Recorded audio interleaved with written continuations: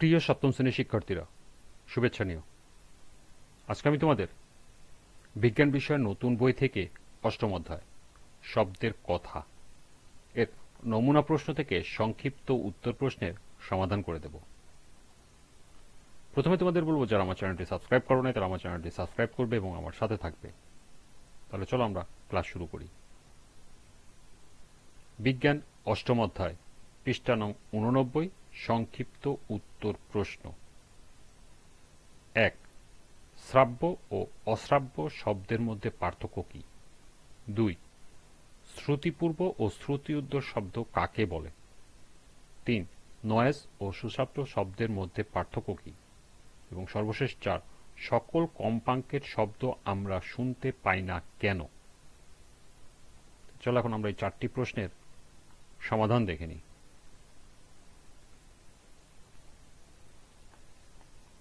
প্রথম প্রশ্ন ছিল, শ্রাব্য ও অশ্রাব্য শব্দের মধ্যে পার্থক্য কি? শ্রাব্য ও অশ্রাব্য শব্দের মধ্যে পার্থক্য নিম্নে উপস্থাপন করা হলো। বাম পাশের কলামে আছে শ্রাব্য শব্দ এবং ডান পাশের কলামে আছে অশ্রাব্য শব্দ। ক. মানুষের কানে শোনা যায় এমন শব্দকে শ্রাব্য শব্দ বলে। অন্যদিকে মানুষের কানে শোনা যায় না এমন শব্দকে অশ্রাব্য শব্দ বলে। খ. শ্রাব্য শব্দের কম্পাঙ্ক সাধারণত 20 হার্টজ থেকে 20,000 হার্টজের মধ্যে থাকে। অন্যদিকে অশ্রাব্য শব্দের কম্পাঙ্ক 20,000-এর কম বা 20,000 হার্টজের বেশি হতে পারে।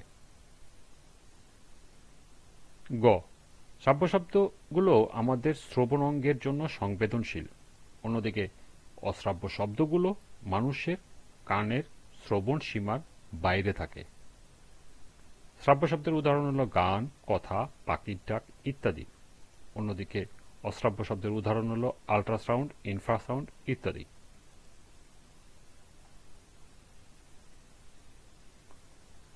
দ্বিতীয় প্রশ্ন ছিল, শ্রুতিপূর্ব ও শ্রুতি উত্তর শব্দ কাকে বলে?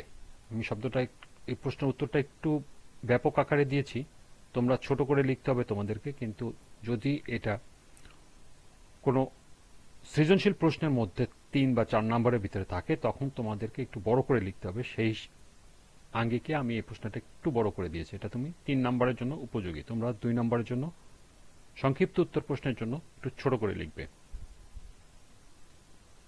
যে শব্দ শোনার আগেই আমরা কোনোভাবে বুঝতে পারি বা অনুভব করতে পারি তাকে শ্রুতিপূর্ব শব্দ বলে। শ্রুতিপূর্ব শব্দ কানে পৌঁছানোর আগেই দেহের অন্য সংবেদন বা চিহ্নের মাধ্যমে ইঙ্গিত দেয়, অর্থাৎ দৃষ্টিশক্তি বা অনুভূতি দিয়ে টের পাওয়া যায়।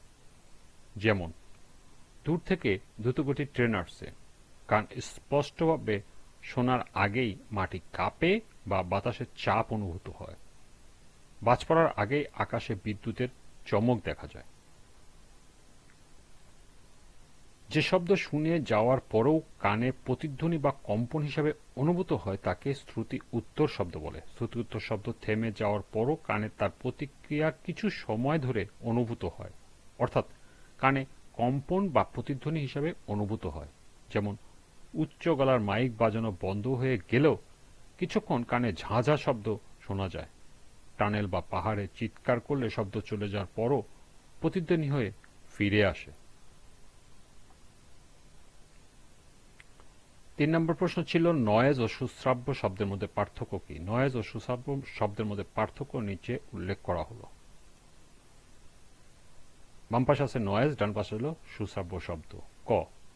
নয়েজ এমন শব্দ যা কানে কর্কশ, বিরক্তিকর ও অসহ্য লাগে। অন্যদিকে সুশ্রাব্য শব্দ যা কানে মধুর ও আরামদায়ক শোনায়। খ. নয়েজে কোনো তাল বা সুর থাকে না। অন্যদিকে সুশ্রাব্য শব্দের নিয়মিত ছন্দ, তাল ও সুর থাকে। গ. নয়েজ শব্দ মনোসংযোগ নষ্ট করে, বিরক্তি ও ক্ষতি করে। অন্যদিকে সুশ্রাব্য শব্দ মানসিক প্রশান্তি ও আনন্দ দেয়। সর্বশেষ ঘ নাম্বার, নয়েজ শব্দের গঠন বিশৃঙ্খল ও এলোমেলো। অন্যদিকে সুশ্রাব্য শব্দের গঠন সংগঠিত ও নিয়মিত। সর্বশেষ 4 নম্বর প্রশ্ন ছিল সকল কম্পাঙ্কের শব্দ আমরা শুনতে পাই না কেন? আমরা সকল কম্পাঙ্কের শব্দ শুনতে পাই না। আমাদের কানের একটি নির্দিষ্ট শ্রবণ সীমা আছে, যার বাইরে থাকা শব্দ আমরা শুনতে সক্ষম নই।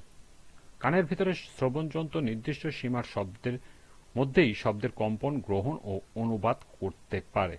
আমাদের শ্রাব্যতার সীমা 20 হার্টজ থেকে 20,000 হার্টজের মধ্যে, অর্থাৎ মানুষের কান 20 হার্টজ থেকে 20,000 হার্টজের কম্পাঙ্কের শব্দ তরঙ্গ শুনতে পায়।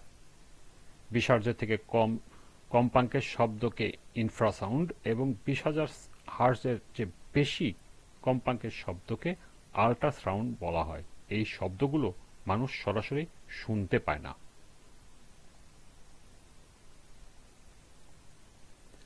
এই ছিল 4টি সংক্ষিপ্ত উত্তর প্রশ্নের সমাধান। আজকের ক্লাসটি এ পর্যন্তই।